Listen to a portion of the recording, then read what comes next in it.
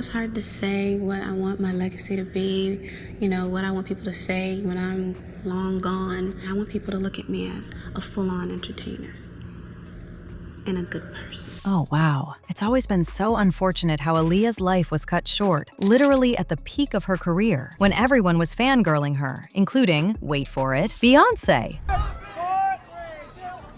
What's up, what's up? This is Beyonce on the red carpet with one of the hottest female artists out here, Miss Aaliyah. How you doing, girl? It's so good to see you again. You too. She's just looking fabulous. What are you wearing tonight? I'm wearing Gucci shoes, Gucci. Got a little Indian jewelry working. Oh, that is hot. Thank All right. you. Now, you've been working it with these movies. Were you nervous? Very nervous, but I'm real happy. It's something I've wanted for a long time, so to finally make that transition. However, with everything that has been coming up about the entertainment industry, especially about the Carters, people are saying that if you listen carefully, really carefully, to Aaliyah's last interviews before her death, you will realize that she was always hinting that something or someone was coming for her. And guess whose name is conveniently coming up at the mention of Aaliyah? Yes, Beyonce. And by extension, her boo-boo Jay-Z. Allegedly, Sean Carter is responsible for enacting Hype Williams to put Aaliyah on a faulty plane to move her out the way as punishment for rejecting him, and so he could level up Beyonce, who was struggling.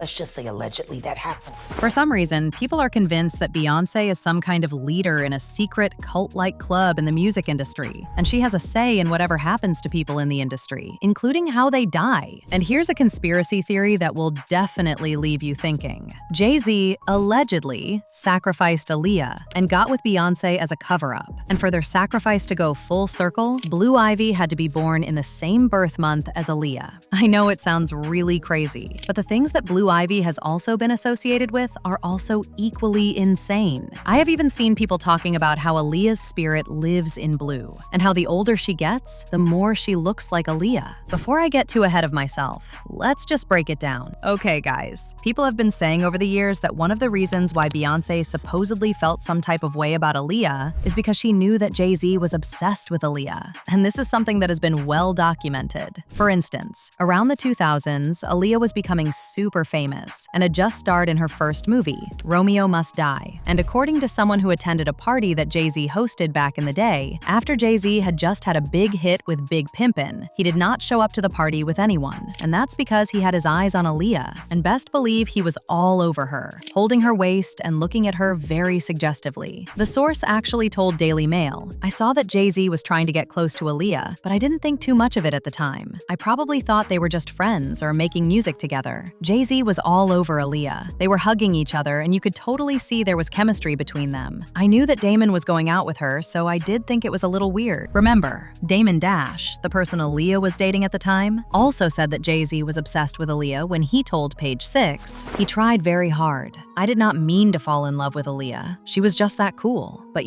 we were both going hard. Everybody was trying to get to Aaliyah. It was not just Jay." According to Dash, he didn't even know Jay-Z had feelings for Aaliyah before he started dating her. And he added, "I did not know Jay was trying to holler at her. But then it just happened like that. He was trying, I was trying, everybody was trying. He was going hard." Speaking of Dame Dash, by the way, I know that he's said before that his fallout with Jay-Z was because he couldn't believe that Jay still continued to work with R. Kelly, knowing very well what R. Kelly did to Aaliyah. But we've also had people speculating that it was easy for Jay-Z to cut ties with Dame because he bagged the person he was eyeing for years, aka Aaliyah. In fact, some people, like Jaguar Wright, claim that Jay-Z actually had intimate relations with Aaliyah. And he was working with R. Kelly, and they were making so many records together.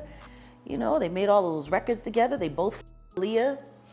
They shared so much in common. Anywho, this was apparently something Beyonce knew deep in her soul, and that's why, according to sources, she never liked Aaliyah. Plus, we know that Aaliyah still continued to hang around Jay-Z, and that probably even made things worse. But that's not the only thing that happened. Allegedly, because Aaliyah became impossible to control, Jay-Z and the other elites had to make sure that she was gone for good. And I know I have heard rumors that Beyonce participated in making sure Aaliyah was gone forever. Ideally, there was only room for one queen, and 2 potential queens were after the throne. And by the way, something interesting I found out about Beyonce and Aaliyah is that Aaliyah means highest, most exalted one, and Beyonce means one who is beyond others. See how already there was a problem there because these were 2 women who wanted to be the best. But like I said, back in the day there was enough room for only one, meaning the other one had to go. Now, as the story goes, Aaliyah was in Miami to film dance routines on a green screen set for the Rock the Boat music video, which was being directed by Hype Williams. However, Hype suddenly decided to move the shoot to the Bahamas, and on August 23rd, Aaliyah and employees of Virgin Records flew to the islands. Well, no one really knows why Hype changed his mind at the last minute and insisted on doing the video in the Bahamas when Miami had everything they needed, including a green screen set and beautiful beaches. And to be quite honest, Hype Williams filming Rock the Boat in 2 countries was foolish, because the majority of the music video was shot in a pool, on a boat, and green screen. I didn't see one palm tree, unless of course there was something else going on. What also seems suspicious is that Lenny Kravitz, who has family in the Bahamas, reportedly offered Aaliyah his private jet, but according to Dame Dash, Hype Williams took it from her.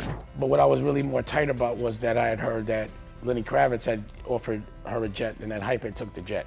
So that's what really pissed me off about the situation when I heard about that. So you could ask Hype about that. That's what I said. Have you ever talked to Hype about it? Yeah. And how did that conversation go? Ask him. But I also am asking you. Yeah, but ask him.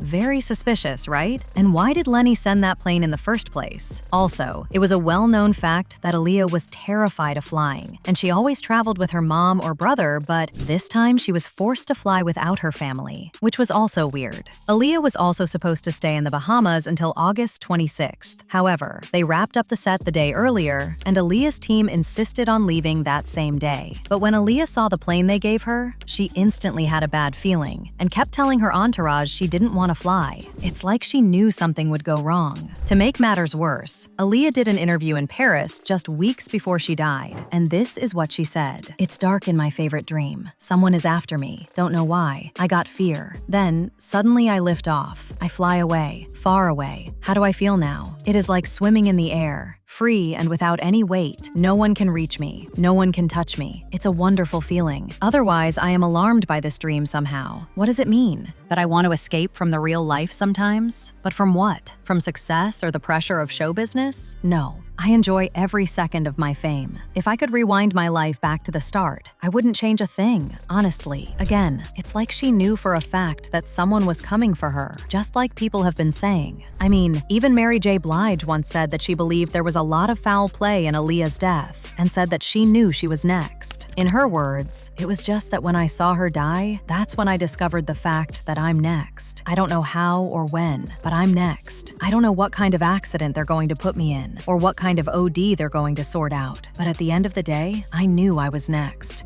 I just thought, I'm scared." Well, the allegation has always been that Jay-Z and his wife Beyonce possibly knew what happened to Aaliyah, and several people have said this over the years, like Jaguar and Lord Jamar. I had forgotten that about what happened to Aaliyah.